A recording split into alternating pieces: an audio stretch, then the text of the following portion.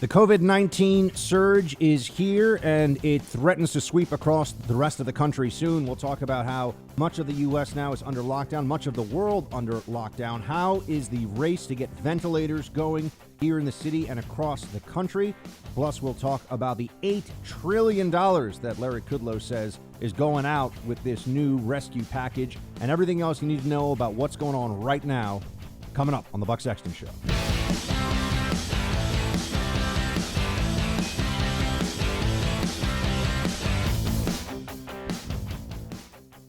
We have to put the country to work. Look, you're going to lose a number of people to the flu, but you're going to lose more people by putting a country into a massive recession or depression. You're going to lose people. You're going to have suicides by the thousands. You're going to have all sorts of things happen. You're going to have instability. You can't just come in and say, let's close up the United States of America, the most successful country in the world by far.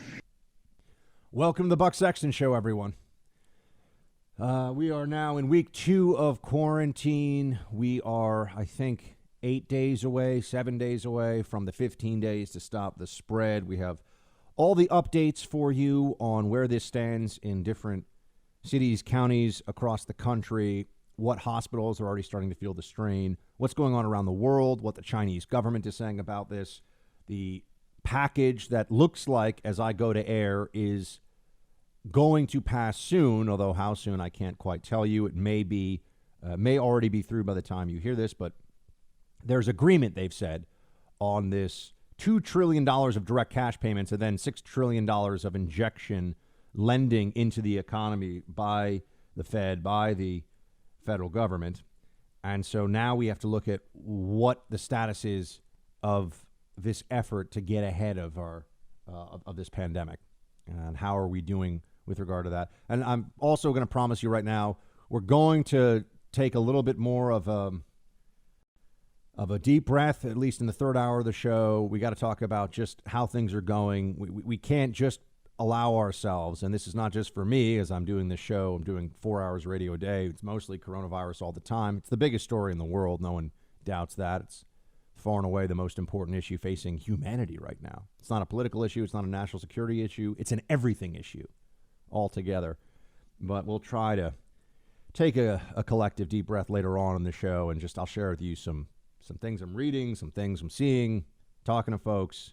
We need that sense of community. You are my community right now. I do not get to see anyone else.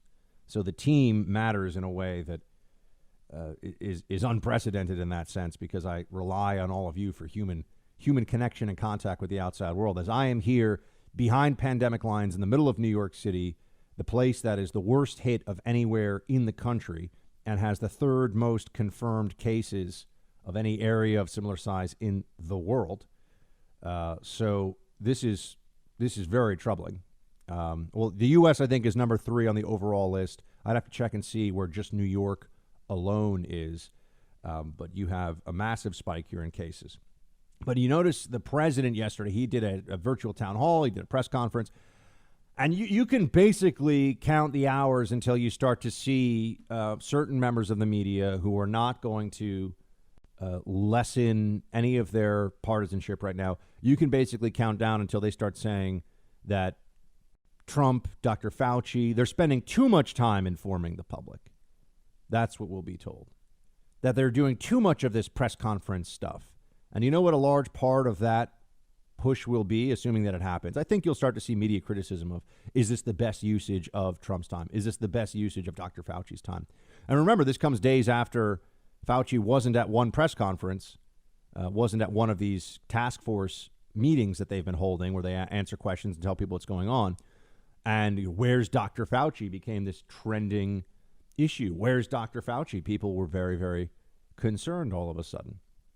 And I think it's because the ability that the president has to connect with the American people, to show some command of the situation, to show us that he's doing everything that he reasonably can right now to keep as many of us safe as possible, and yes, get us back to economic activity as soon as possible. That means that the president, that perception has meant the president is now doing well in terms of public approval. And I do think that most of the liberal media they are focused more on getting past this. I'm not going to say that they're acting like complete monsters. I think they want us to get past this with minimum loss of life. But they also, as a secondary concern, for sure, want to make sure that this is the end of Donald Trump, that this is the end of his administration, that this destroys him, this defeats him, and that they can just push Joe Biden, who, I mean, really, after 3 years of having Democrats talk about how, Trump isn't smart enough, he's not good enough, he's not this, he's not that, and now to see them push this really sort of doddering old man, I mean, somebody who really looks like he is in no way up for this and does not inspire confidence, does not in any way make people think that he's got a command of the situation. That's just crazy. But this is what they're telling us now. Oh, if Joe Biden was in charge. You've noticed that he's faded in the background a little bit. And because New York is the front line of this battle right now, and because Governor Cuomo has been holding press conferences every day, he's certainly the Democratic figure that is getting the most attention in this fight. And people are asking questions. I'm just going to say it. There are folks out there who are raising, why is it that we're all supporting Biden? Why couldn't we go with Cuomo? From the Democrat side, I'm talking about now. But I'm seeing this start to happen. And I just bring it up because Biden just doesn't have it, folks. He's not. Yeah, maybe he's their nominee, but doesn't look like he can get it done. But let's get back into where we are with this fight against the virus. The president said that we have to be concerned about a depression, that we'll lose more people to recession depression than coronavirus. And this is what I've been trying to talk to for a while now. And there's a very clear movement, particularly online and among some opinion journalists and bloggers and Hollywood types, to suggest that anybody who is not completely on board for an open-ended lockdown of the economy is throwing grandma under the bus or off the cliff, only cares about their 401k. This is disgusting. It's bad faith. It's not true. And the people that are looking at all the numbers and have the access to the best information right now are saying, we do have to make sure that we don't let the economy get too bad. And there will be difficult choices here ahead. I'm not saying right now, not even Trump said we got to open the economy tomorrow, right? We have the 15 days. That is the plan. He said he was hopeful, and we played this for you yesterday, hopeful to open things up a bit. You got to listen to the people. You got to listen to the people who are being honest about this and tune out those who say, the president promised, the president set a deadline. He did no such thing. Expressions of hope are just that. He's trying to keep everybody calm, forward-looking, while also taking the necessary precautions in this moment. But the April 11th deadline is not a deadline at all. It's just the president saying, and it was reported as such in the media, it's just the president saying, listen, we're going to get back to work as quickly as we can. And maybe back to work means masks, gloves. Maybe it means social distancing practice to the degree possible in the office, hand sanitizer everywhere, very strict rules about anyone who feels even a little bit sick stays home. And, I'm not saying that it's ever going to be quickly the way that it was before this, but we do need to grapple with the reality of what this would become in time. I also see, meaning that if we kept the maximum shutdown in place, if we do what we're doing right now, which is a level of extreme that I think is shocking to a lot of people. Governor Cuomo right now is saying that they're going to practice mandatory playground social density policing. It's a fancy way of saying you can't have more than a few people in the playground at one time, and we'll fine people if we have to, and then we might and they'll just shut the parks down if they don't abide by this. So unfortunately, when you're in a situation as we are right now, people that refuse to play by the rules, people that refuse to do what is necessary to try and protect everybody, they make life harder for everyone. They might open streets to foot traffic, but not vehicle traffic, as a means of spreading things out on the street so that you can go for a walk and you don't have to come within. I mean, look, I'm out here where there's more of this virus than anywhere else in the country by far, and even on the streets that are pretty empty, you end up finding yourself, unless you want to walk out into traffic, you have to walk within a few feet of individuals. This is going to spread around the country. It's already happening. I'll tell you about that with the hospital surge situation that we're already seeing in Georgia. We're already seeing in a lot of states that people don't think of as hotspots for this. Florida. Look, Florida got a lot of New Yorkers. A lot of people said, oh, I'm going to go to my house in Florida and ride this out because things are bad in New York. Guess what? Now there's a lot more in Florida than people were anticipating. And this is also why Dr. Deborah Birx, who's now become a household name during this, has said if you're in New York at all, you have to be in quarantine for 14 days. So I am now officially under guidance. I mean, I've been saying I'm in a semi-self-quarantine, but I knew we were just sliding toward full-on quarantine. I am now, in a mandated quarantine situation. Or at least that's the mandatory guidance. They're not forcing me to do this, but I'm at home for at least 2 weeks. And if you're in New York, it's not like 2 weeks from now you'll be able to think that everything is fine. All they're saying is when you go somewhere else, you've got to quarantine for 14 days because you could be infected. And if you're in New York, you should act as if you might be infected. That's where we are right now. So the president is walking a very tight rope here of maximum protections for everybody while also keeping an eye on the economy. And this is necessary. And this is not about trading dollars for lives. In fact, it is looking at the long-term sustainability of this country and all of the lives in it, and making sure that doctors have equipment coming to them from our facilities, and food is still on the shelves, and some commerce is still happening, because things and I do not believe we're going to this. So I'm not trying to be a prophet of doom at all, but if we have food shortages, then all the people that are saying, oh, but we can do this for months, we don't have to change anything, I think they'll recognize that was very short-sighted, because things will get very ugly and very scary really quickly. And there will also be other strains on the healthcare system as a result of this. People are going to be making their own decisions. So we have to be balancing these two components of maximizing public health and safety while also keeping alive. I'm not saying flourishing, keeping alive the economy. We have to do that. And that's why when Governor Cuomo said this, and I know I'm talking about New York a lot, and a lot of you folks aren't in New York, but this is the canary in the coal mine. I mean, New York is showing us what's coming and what's happening, and it will come to not the same numbers, but you're going to have situations like this. And for most of you listening to this, if you're in an urban area at all, including suburbs, if you're within an hour or two drive of a pretty major city, you're going to be dealing with this. But Governor Cuomo said this, and I understand where he's coming from, but I also think that this is not really intellectually honest the way he's framing this right now, because no one thinks that anyone's expendable. No one is okay with any American dying from this right now. We all want everyone to survive. When you start from that premise, at least then you can act in good faith when you try to balance out the other imperatives here. Here's what play clip 19. I'm sorry, what Cuomo said. Yeah, my mother is not expendable, and your mother is not expendable, and our brothers and sisters are not expendable.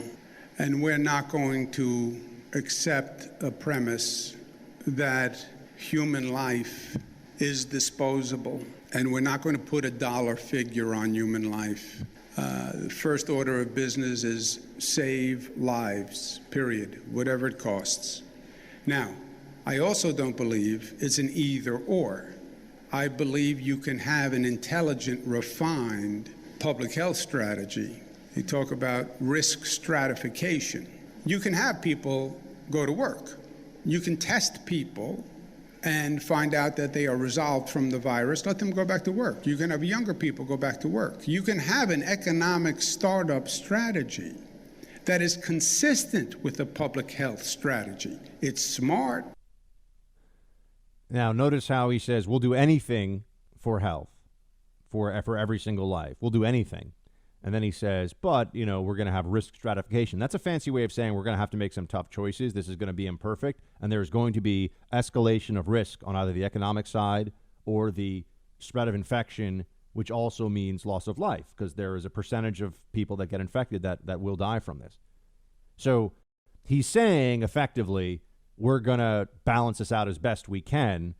But he first comes out with, well, all that matters here is that we'll spend any amount to save every life.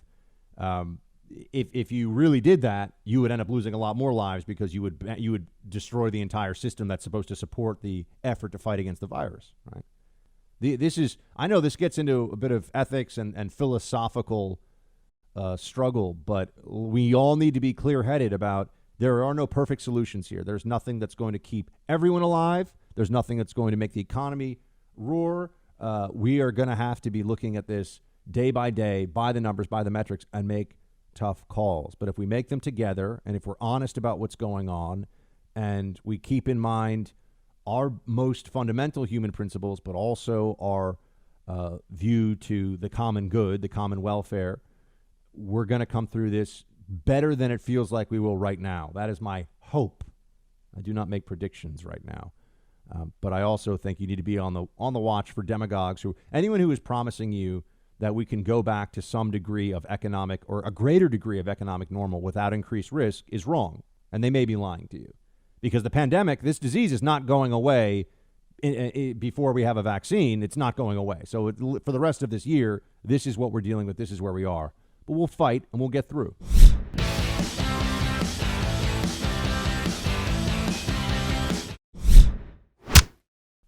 During our town hall today, you threw out a date where you think America can be working again, and that's Easter Sunday. Yeah. That's 19 days from now. How did you come up with that day? Well, it's 19 days, but add another 7 because we've been doing this now for 7. So that's from the time we heard about it. 7 to 9. From the time so from the time we close it up. So you could add 7 to 9.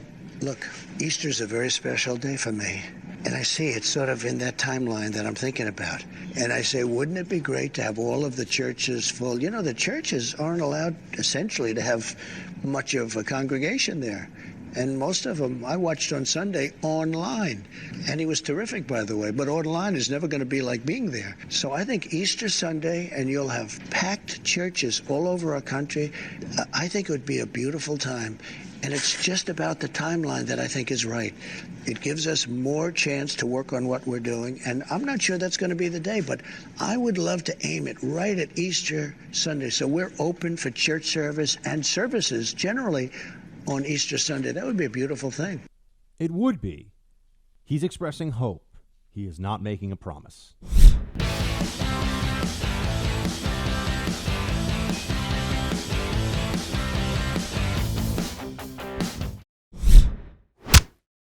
Unfortunately, even though we're facing an unprecedented situation that has us all concerned, look, I am concerned. I am not panicked. We will be okay. You have to just steel your sense of calm and resolve, and just know that we will endure and we are capable of amazing things. We, the American people, will get through. But even in that environment where we're all so clear that there is a need right now to stop the childish crap. I mean, I told you yesterday about the media trying to pile on to the president and say that because someone drank fish tank cleaner, which sounded like the thing the president mentioned, and he was completely right to mention it. They're using it right now in trials in New York City. I am praying. I am actually actively praying every day now for that to work.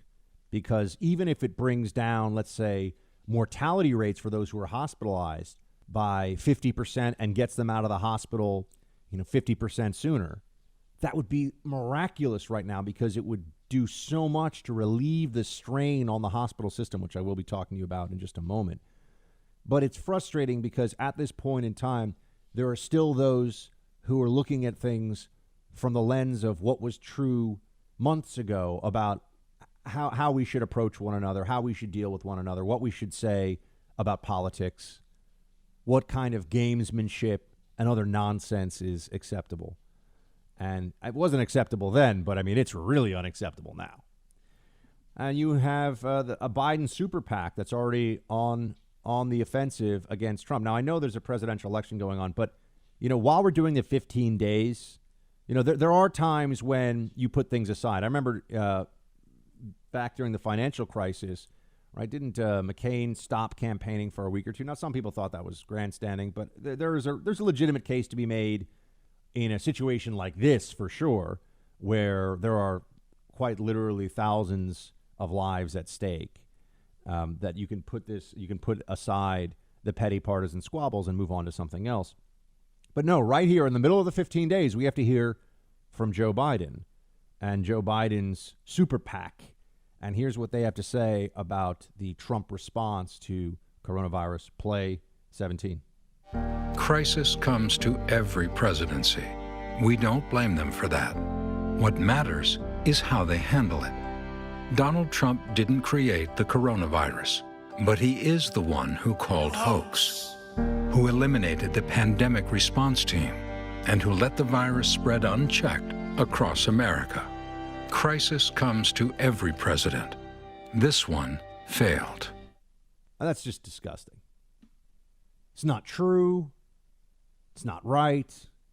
The pandemic response team in the NSC was folded into another component, and they streamlined the order of operations because the Obama administration doubled the size of the NSC from what it was traditionally. It was usually around 100 to 200. The Obama NSC got to 400 people. That's huge. It's the size of Congress.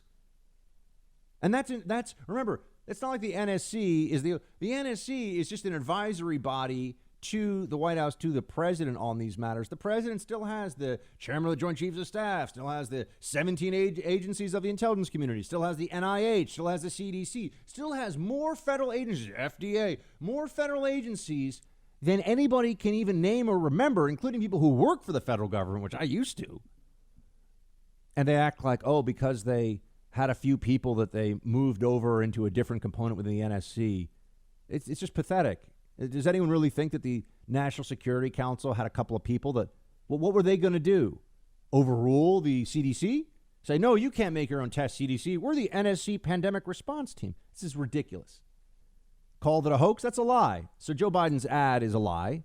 He did not call it a hoax. Trump did not say this disease is a hoax. He said the media trying to lie about Trump in his response. So really, in saying that he called it a hoax, they are perpetuating the real hoax, which is the media's approach to this all along.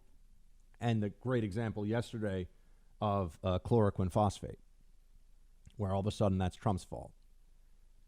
If someone says, wash your hands, and I go and drink a whole bunch of dishwashing liquid because I think that that's going to make me even cleaner, that's on me.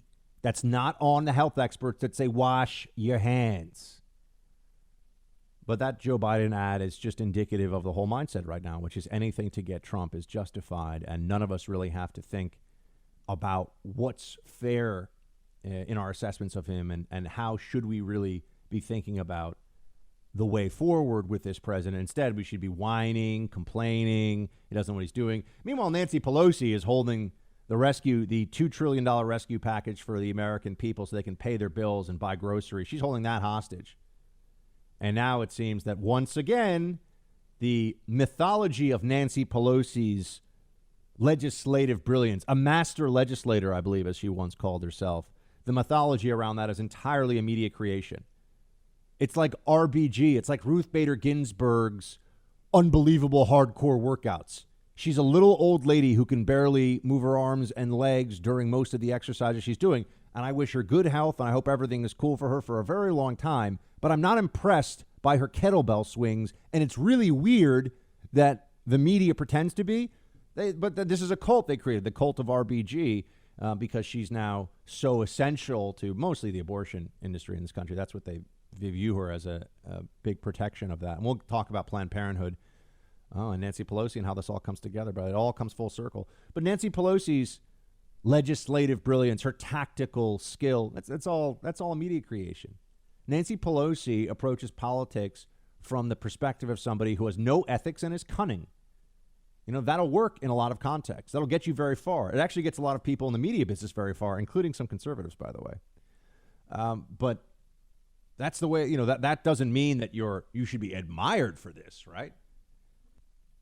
Do we really admire Littlefinger from Game of Thrones? By the way, that would be a great series. I may go back and rewatch that from the very beginning. That would soak up some quarantine time, that's for sure. I tried to get into Battlestar Galactica. I might go back to it because I know people love that show, so devoted to it. I just think it's dated. I think the effects are kind of cheesy, and I don't know. I couldn't get it. I know people love it, and you can yell at me, and that's fine. But the thing we'll talk about shows later. See, my mind is already going there because, like you, I need respite from this, and so we will get to discussions with things, and we'll bring in Salty Mark from the penalty box, and it'll be good. But Biden's ad, let's refocus, Buck. Biden's ad where he's talking about, or where the announcer who inspires trust just by the tone of his voice. Oh, that actually sounded a little bit like a creepy stalker or something. I got to do a better job of, I'm just making you all feel comfortable here. Now I sound even creepier. I look like the guy, or sound and look like the guy who's in the background of the 90s, teen slasher film, who's like, he was like the captain of the football team. And then, anyway. So the Biden ad is definitely dishonest. And there's a real sense right now, because people understand government does matter. Who's in charge does matter. This is a real thing. It's not, everyone does the exact same job. Usually that's true. It's in the crises that they have to address that we see because that's when their decisions matter. Their authority tends to be on the upswing, tends to increase, and we're all paying attention and we all care. So in a crisis, every decision that a politician makes inherently is both more impactful and more memorable. Here is what we get from, for example, the Democrat answer to Donald Trump. They had 20 candidates. They could have put anybody up. They could have put Oprah up. They could have put The Rock up. They could, anybody. Tom Hanks, that would have been, by the way, I think he's doing pretty well from the coronavirus. Tom Hanks would have been formidable. Look, we live in an era of celebrity, and people being very likable and coming across that way is an incredibly powerful tool in a way that it wouldn't have been even 100 years ago, because now you can reach everybody instantaneously. But they had all these options. They had all these opportunities to put forward someone who would make us all really feel like we got this.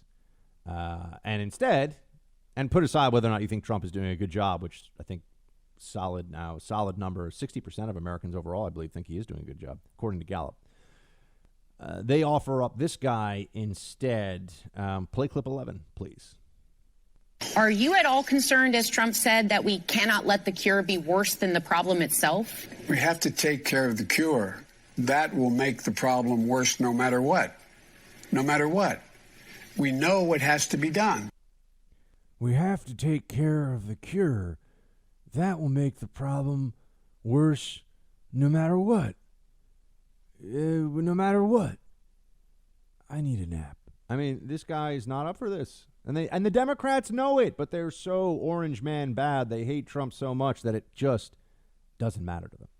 Doesn't matter to them. They don't care. They think that it's anything, anyone is better than Trump. And there's even a piece, I think, in The Atlantic right now. It's, just stay healthy, Biden. Like, just telling Joe Biden, we need you to stay healthy. It doesn't even matter what you say. It doesn't matter what your policies are. Just be Joe Biden and we'll take care of the rest, more or less. Here is, we got more Biden. Okay, so they're criticizing Trump. What's he doing wrong? And I would note that Cuomo, who I think has been pretty fair to the administration. Yesterday, he had some tough words for the administration. We had updates about that today. I watched the press conference. And the administration's answers that I saw, well, we'll get there. I got to give you something to, we got to hold some of the information out so you stay with me here. You don't bail and start watching the most recent season of The Last Kingdom. I'm Uhtred, son of Uhtred. So here's Joe Biden when he's asked about PPE, personal protective equipment, when he's asked about what he would do differently than what Trump is doing. There's a perfect opportunity.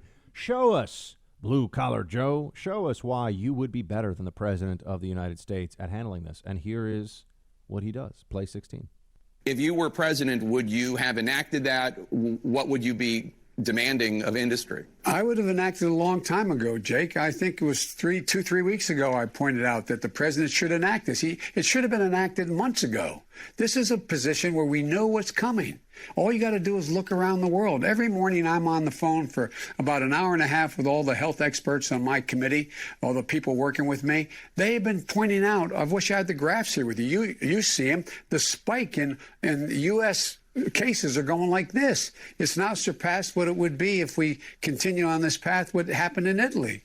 Look, this is ridiculous. Make the change, like the governor said, Governor Cuomo. What is he going to do with several hundred or several thousand? He needs a great deal more. The whole country needs them. What was that rambling mess? This idea that Democrats knew that months ago that we should have been all hands on deck, and this is just fantasyland stuff. In fact, Democrats in January were dragging the country through a bad faith and just absolutely absurd and disgusting impeachment. That's what they were doing. That is what they were up to then. So to pretend that they cared so much about this is nonsense. And I can show you, we can sit here all day, and the media, a lot of media experts, oh, don't worry about coronavirus. Oh, it's not. I mean, from the New York Times. I mean, from a lot of the main outlets that you think of as the flagship liberal, opinion makers. So this is just nonsense. And this is hindsight is 2020. Yeah. Oh, of course. I knew this was going to be. Joe Biden just is full of it, but he's always been full of it. This guy's been running for president since the 80s. This is astonishing. It's like somehow his mediocrity is just unstoppable. Like he'll never stop.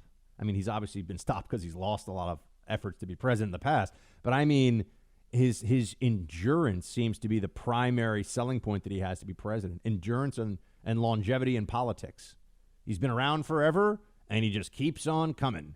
But if you're looking for somebody that has a good strategic mind or even strikes you as particularly bright, I don't think Joe Biden is your candidate.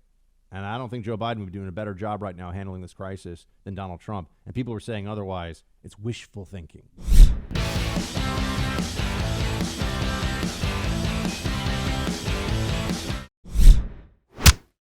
That is really unfortunate. I would wish that would stop, because we have a much bigger problem here than trying to point out differences. They're really fundamentally at the core.